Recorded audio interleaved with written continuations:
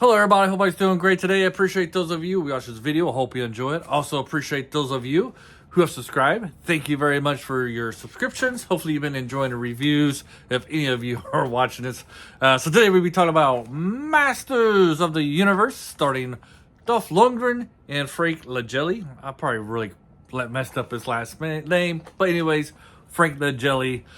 So Masters of the Universe is partially to blame for Canon's downfall back in the late 80s, as well as Superman 4.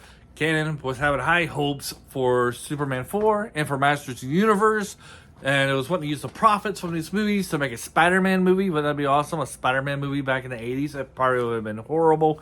Anyways, both of these movies flopped. Really flopped. Put Canon in such a hole that we're never able to climb out of it. So fortunately for Canon, they went out of business. And I kind of liked Canon back in the day. They had some great movies. They had some great Chuck Norris movies. Great Jean-Claude Van Damme movies. And when I heard that it was folding up, I thought, oh man, that's a bummer. But it is what it is, right? The reason why Masters of the Universe probably flopped was it came out in 1987. While He-Man was huge in the 80s, by 1987, it was on the decline. I believe this movie came out probably in 1985. It probably would have been a massive hit with the youngsters, but by that time, 87, all you had was like He-Man reruns, so maybe the reruns might have been off TV by that time. I'm not really sure about my He-Man history, but one thing for sure, it was on decline. A couple other factors that have played in this is one, some of the characters, you didn't have all your He-Man characters in here, especially on the villain side. You just had Skeletor, Evil Lyn, and Beastman, and you had other goons or was that just in it. And then for the He-Man side, you just had He-Man, Tila, and Man of Arms, nor Oracle, which I would imagine would be hard to pull off back in the 80s, having an Oracle flying around, especially if you didn't have the money for it, which was another big problem with this movie, was that the budget wasn't big enough. And then, I mean, it was pretty large. It is the largest movie from what I've read, my slim research of Canon had at the time.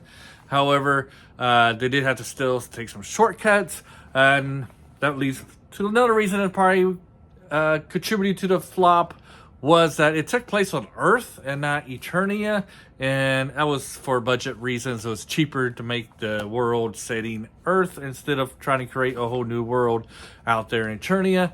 Having said that, though, this movie does have some bright spots. I'll get to those in a minute. But He-Man does have Masters in the Universe. I guess Masters of the Universe is not even He-Man. He-Man in the Masters of the Universe. It's Masters of the Universe. My personal life experiences with this movie is, and when I saw it as a kid, I was disappointed because it didn't have Oracle, it didn't have the Battle Cat. Come on, those are two of the main parts of He-Man. It took place on Earth. It just didn't feel like a He-Man movie. You had He-Man there, so I was a little disappointed. I still kind of enjoyed it as a kid. Fast forward like 20 years later, close to 20 years later, I'm watching it with my wife, freshly married, and I absolutely hated this movie. I was like, this movie is terrible. Very bad. That's how I felt 20 years ago. Rewatched it 20 years after that one. So, basically about every 20 years I've been watching this movie. And my newest time here, freshly watching this, forgot a lot of stuff.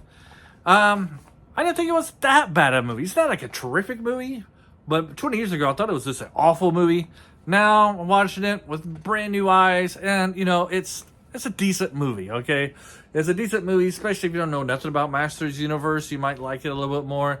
Some of the things they have going for it is this movie does have a great cast. Dolph Lundgren as He-Man. I think he was the right cast, especially for the 80s. I mean, the other one he could probably would have been better might have been Arnold Schwarzenegger. Just more blonde hair, he had the muscle type. Then you have Frank Langella, whatever his name is, as Skeletor, and he's the best Skeletor out there. He does a terrific job with that role, nails it. Very well acted as Skeletor, very believable with what he had to work with. Outshines Dolph Lundgren, which, a lot of these movies, I've realized that the villains are always better than the heroes. Like the old Batman TV shows, the villains were always better acting than and then Adam West, and I won't say Burt Young, but is that right? Burt Young? Whatever. You know, a lot better than the regulars. But in this one, yes, the evil, I feel like the villains were better acted. I mean, Meg Foster, I had to check her name because I wanted to call her Meg Ryan. Meg Foster did an excellent job as evil Lynn, you know. And she just had the look, and she portrayed that character really well. And then you had good old James Tolkien, Mr. Strickland from Back to the Future fame, as the sheriff, as the cop. You know, he's kind of out of his world. You know, he doesn't really want to believe what's going on. And he's really strict with the law type of thing. For some reason, though, like the other boy, Earthling boy here, I'm going to call him Earthling boy, is always saying, this is for real, Strickland. I mean, not Strickland, but this, I can't remember what his name is in He-Man, but this is for real, Sheriff. I'm just going to call him Sheriff. You know, this is stuff is for real. This is playing stuff. It's like, dude, he's a sheriff. He knows it's for real. He is trying to solve the crime of where your girlfriend went to. Who just trashed this gymnasium? What's going on, right? I mean, who's going to believe your story that there's aliens or people from another world, dimension, or whatever coming here trashing Earth, all right? He's very realistic here, but this dude keeps on acting like he's some kind of child, which is, you know, kind of bad. And then, of course, you got good old Courtney Cox here, you know, one of her first big roles, you know, before she joined Friends. I guess, you know, and then if you kind of relate her to Jennifer Aniston's career, Jennifer Aniston's first big movie was Leprechaun, another short person, you know, a little midget there, Leprechaun horror movie. This is not a horror movie, but you do have a small character who's kind of like the comedy of this movie. But yeah, so you had a great cast, and the characters are really good. The design, like the costumes, I gotta say, costumes are A+ on this one, except for maybe Tila's. She looks like she just came out of a Terminator movie. If you see like the first Terminator or two, it's like she kind of resembles what the girls wore back in the Terminator Future, you know, when they're shooting stuff. I mean, I wasn't expecting her to wear like a leotard or something like she is in the cartoon, but her outfit's kind of questionable. But it's still doable. It's not as good as the other ones. Even like the monsters makeup and costumes were very realistic, in my opinion, especially for that time period. And, you know, you had the lizard guy, and he looked pretty good. I mean, it does look good. Like, the costumes does look good. I would say the world building, the little money that they had to do Eternia, the small shots we have in Eternia are really well done. Really well good, yeah, done. Especially the throne room of Grayskull. Yeah, Grayskull. Try to pronounce it right. Is very well done as well. Like the throne and the whole throne room, excellent done. Good work, guys, with what you had to work with. And then the special effects, the laser beams, and then, you know, when they operate the little transporter thing that transports them. Magic stuff comes out of there, you know, that was really great. Special effects, really well done as well. So, like, visually, I think this movie still holds up to today. It's very well done. The main problem is the script, and that it's not really true to the classic He-Man. So if you're a kid, you're going to be let down. I mean, like I said, they didn't really use a lot of the cartoon characters. Maybe that's budget. Maybe that was Mattel putting their 2 cents in there. He-Man's using a laser gun. I don't ever remember him using a laser gun in the cartoons. But let's be realistic here. Lasers and swords being operated at the same time doesn't really good mix unless it's Star Wars and you can use the Force to block the laser beams, laser bullets with your sword per se. But having said that, visually it looks good. Plot not so well. They had the plot and everything ready to go for He-Man 2, and this what I know about that script.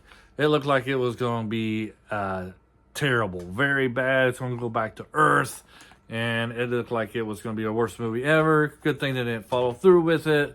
But this one, now that I'm in my 40s, not too bad of a movie.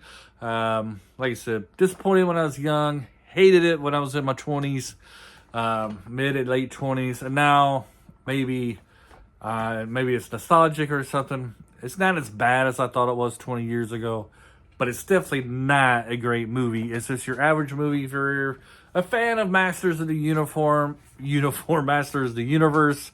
I think it's a good, it's a must-see movie, especially with the new one getting ready to come out next year. Looks like, from what I've heard about the new one coming out next year, they're going to make the same mistake as this one. I think it's going to take place on Earth. I don't know if they're having budget problems or what, but, I mean, why can't we just have it on Eternia? And overall, I think He-Man just works better as an animation, the universe does. But we'll see, coming up. The first pictures of stills I've seen doesn't really, it seems like it's going to be a good movie. Another thing I like to say about this movie is that this music of the movie is very similar to the Superman music. I don't know if they use the same composer or what, but there's some similarities between Superman and Masters of the Universe. So that's kind of, I don't know, maybe they borrowed them or something. But it is some similarities in that one. Overall, you can watch this on Amazon Prime. I don't know, give it a shot, give it a try. Let me know what you guys think. It's not terrible. It's not fantastic. It's an okay movie. It's an okay movie, and if you're a fan of the franchise, I believe it's a must-see. If you like sci-fi and fantasy stuff, check it out, especially for the 80s. It's like one of the better fantasy movies of the 80s. I've seen a lot of them on my channel now. I've reviewed them. There's a lot of crappy fantasy movies that came out of the 80s, and this is one of the better ones of the 80s that came out. Maybe one of the better fantasies that came out of all time, to be honest. But, check it out when you have the time. You'll enjoy Frank Langella's, whatever, performance of Skeletor, and Dolph Lundgren does a good job. All the thing this movie is missing is Adam. We don't see He-Man is always He-Man. He's never his ultra personality Adam in this movie, which is kind of a bummer because Adam does play a big part in that universe and kind of gives us both sides of our hero. So have a great day, and hopefully you enjoyed this. Bye.